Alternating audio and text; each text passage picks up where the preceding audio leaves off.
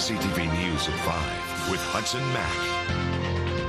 A 27-year-old Saanich mother was arrested for impaired driving last night, and police say her 6-year-old daughter was in the car. Police say the woman plowed into a construction site, crashed into a lighted sign warning drivers of workers on the road. It happened just before 10 near Sayward and the Pat Bay Highway. No serious injuries. Police say the woman's breath samples were almost 3 times the legal limit. She also did not have a driver's license. Well, get ready to pay more for your auto insurance. ICBC says soaring injury claims, coupled with a sagging economy, are forcing it to increase its rates for the first time since 2007. ICBC's president says over the first 9 months of this year, the company's net income was $52 million, down from $331 million over the same period last year. ICBC says high claims for personal injury as well as a drop in investment income due to a weak global economy are the culprits. And that means it will come out of your bottom line. The average ICBC premium is expected to increase by as much as $30 next year. We haven't increased our rates for 4 years now, but we're in a new reality now with these increased bodily injury claims. And the least comfortable thing that we do is to increase rates. We don't like to increase rates, but the reality for us is that our costs are increasing. ICBC says claims costs rose to $2.47 billion. That's an increase of $200 million compared to the first 9 months of 2010. Most of it was bodily injury claims. ICBC says it intends to file the details of the rate increase with the BC Utilities Commission over the next few days. Victoria Police are asking for your help tonight as they try to locate a missing woman. Police say 56-year-old Catherine Piazza has been missing since yesterday. She was last seen about 9:30 in the Fairfield area. She is 5'6" in height with a medium build, shoulder-length, curly blonde hair. Her family says she often wears reading glasses and was last seen wearing a 3/4 length teal-colored winter coat and blue jeans. If you have any information on her whereabouts, you're asked to contact Victoria Police at 250-995-7654. A warning tonight to parents of small children and pet owners in Sydney. There is a cougar on the prowl in the area. RCMP say there were a couple of big cat sightings overnight. The first around 9:30 when someone saw a cougar run into Tallista Park. Officers attended and they saw what they describe as a very large cat heading toward the beach. We did extensive patrols afterward, trying to find it again, and with no success. About 4:30 in the morning later on that night, there was another sighting. Residents called it in the 8700 block of West Saanich Road. Wildlife live in the area, and especially with our big wooded areas and parks, and just to use caution and check out the conservation website for any further details on what to do when you encounter one. RCMP say at this point they're not sure if the cat on West Saanich Road was the same as the cougar spotted in Tallista Park over the summer. There were a number of cougar sightings reported in the Sydney area. Well, the future's looking brighter for a Vancouver Island company after landing a multi-million-dollar contract that is going to double its workforce. Ramsey Machine Works in Sydney is receiving a $20 million contract to help build loading equipment for a company in North Vancouver. Neptune Terminals on the mainland is expanding by investing more than $60 million to build new loading equipment to handle the growing demand for coal exports. The plan is to build a new stacker reclaimer and to make terminal upgrades to increase the coal handling capacity. The Sydney company says the BC contract will create more jobs. Right now we have about 30 people, and we'll be bringing on another 20 to 30 people for this project. We'll have to hire more steel fabricators, more welders, more machinists, and more millwrights. Neptune Terminals expects that project to be up and running by 2013. Ramsey Machine Works expects to begin hiring for the project early in the new year.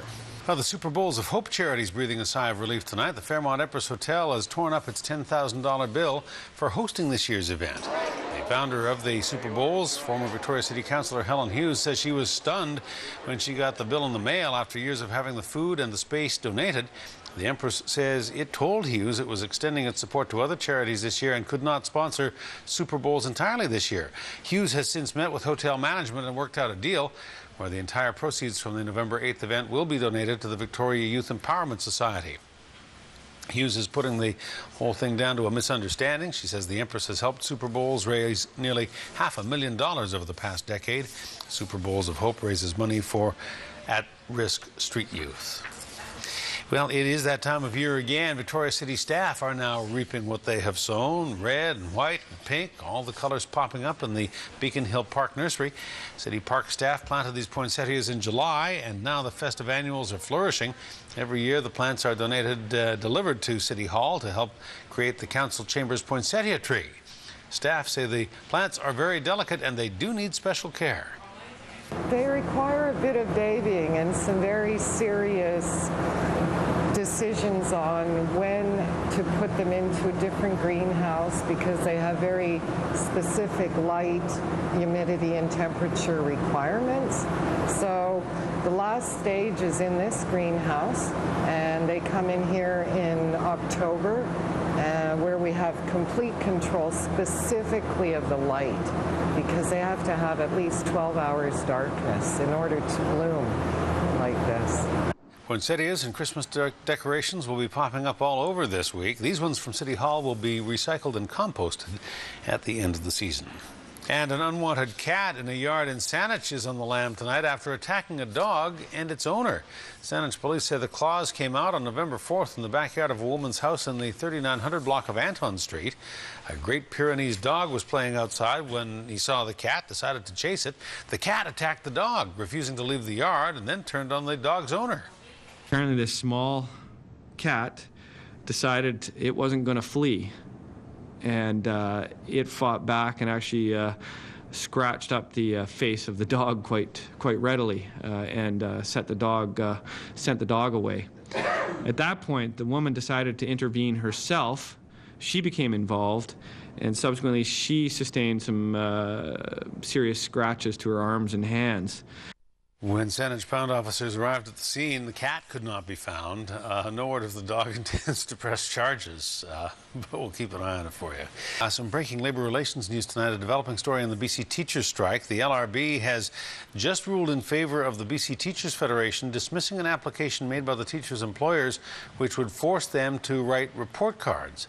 The employers went to the LRB when report cards came home largely blank earlier this month. Well, if you're looking for somewhere to go, and we do mean somewhere to go, the City of Victoria, you might say, is now flush with facilities. City crews were busy installing the latest public washroom, this one on Langley Street near Bastion Square today. The stainless steel structure was bought by the City of Portland for $90,000. It is a modern facility with solar-powered lighting, a unisex toilet, an exterior hand-washing station as well. The washroom will be open 24 hours and replaces the temporary urinal that was there. The city says it hopes this new loo suits everyone's needs. Well, as you know, we do have a public urinal in Victoria that's an award-winning urinal, and now we're trying to cater to more than just the males. So the intent is to have a washroom that's available for everybody, and this one actually is also available for the disabled. You know, it's funny, everybody just walking by in the last 15 minutes is like, oh, can we get down on the waterfront, or can we get one, you know, over here, over there? So certainly there's a need for public washrooms, ones that are safe, ones that can resist graffiti, ones that, but that are available 24/7. City crews will be cleaning the washroom 4 times a day or as often as needed. CTV News, Vancouver Island Report. Good evening. The last people to see Claire Beckers before the crash that killed her 2 young sons and injured her 2 daughters testified today at her trial in Nanaimo. Beckers is facing charges of impaired and dangerous driving in the crash just before Christmas in 2008. She lost control of her SUV on a slippery, snowy road south of Nanaimo, heading home after spending several days with family and friends in Victoria. Expert witnesses have testified that the level of drugs and alcohol in Beckers' system at the time of the crash would classify her as impaired. Her 2 young sons, Lucas and Cooper, were killed in the crash. Her 2 daughters survived the wreck. But witnesses today testified that when she left Victoria that snowy afternoon, she seemed to be her regular self, and they had no concerns about her driving. Their evidence is crucial because they are the last people to see her. They saw her in a vehicle with 4 children. And their evidence will be considered by Justice Halfyard in deciding whether or not the court is satisfied beyond a reasonable doubt that she drove dangerously and or that she was impaired at the time. The court also heard from Becker's employer today. She works as a courier at the same job she held before the deadly crash. Her boss testified that driving is a key component of Becker's job, and he has never had any concerns about her using drugs or alcohol or driving dangerously. There's no issue as far as I'm concerned. As an employer, I don't see a problem. I mean, she's been regularly attending work for years. She's a driver for us. I rely on her to drive, and I don't see how this can be an issue. The case is expected to wrap up tomorrow. A trial date has been set for a Nanaimo man who is accused of killing his father on a family hunting trip. Brendan Menard will stand trial next September in a court in Duncan, charged with second-degree murder. Menard will be tried by judge alone. He was with his father and other family members on a hunting trip near Lake Cowichan in July of 2010 when his father was shot. 52-year-old Tony Menard was a well-known Nanaimo businessman. He owned an air compressor manufacturing company called VMAX Systems, a business that his family was heavily involved in. By all accounts, father and son were close. Family members say the elder Menard's death was nothing more than a tragic accident. A thief made off with thousands of dollars worth of diamond rings last night after robbing a store in Woodgrove Centre. The man went into the Ben Moss jeweler store at about 8 o'clock and asked the clerk to show him some rings. When they were brought out of the display case, he indicated he had a gun. Didn't show one to the clerk, though. He then slipped a few rings into his pocket and calmly walked out of the store. The robber was seen driving out of the Woodgrove parking lot in a white flat-deck truck, followed by a black Geo Tracker. That flat deck was found later in the evening, abandoned the north end of the highway by the Welcome to Nanaimo sign. The male's about 5'7" white. He's a medium build. He's wearing a shiny blue tracksuit, and he had black gloves and wearing a black case. We're hoping if anybody saw him getting into that flat deck, maybe associating with another person or dropping the vehicle off towards the north end, they'll give us a call or call Crime Stoppers. The stolen rings are white gold diamond solitaires. Anyone who has information about who the man may be or where those rings are is asked to contact Nanaimo RCMP. Now, the city of Nanaimo is now taking a hard line against the protesters who've been camped out in Diana Krall Plaza for more than a month. Council has ordered city staff to begin the process of seeking a court injunction against the group known as Occupy Nanaimo. Just last week, the mayor told CTV News he wanted to avoid court action if at all possible. He wanted to find a resolution through communication with the protesters.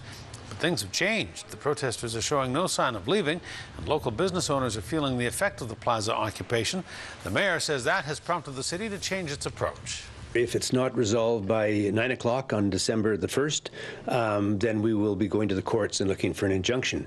I am hopeful that we can sit down with Occupy Nanaimo and reach some kind of a concession if we can, but the timeline is there and we have to work within it. The occupiers say they'll continue to negotiate with the city right up until the deadline, that's Thursday morning, in the hopes of reaching a compromise. We are willing to leave Diana Krall Plaza, but at the same time, we cannot end Occupy Nanaimo. So what we're asking the city is help us out, and just if you don't want us here at Diana Krall Plaza, tell us where you want us to go so that, you know, we can be out of your hair, but at the same time we can continue to occupy and continue to raise awareness to the issues that make us occupy. It's not clear at this point how long it'll take the city of Nanaimo to get that injunction or how it would be enforced. Doctors at Nanaimo Regional General Hospital are stepping up their campaign to keep adult patients out of the pediatric ward.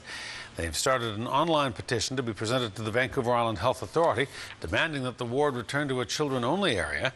Adults are sometimes cared for on the children's ward when the hospital reaches capacity. The pediatric doctors say that compromises their patients' health and safety. They're hoping a public outcry will convince VHA to change its policy.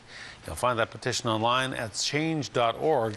Just search NRGH.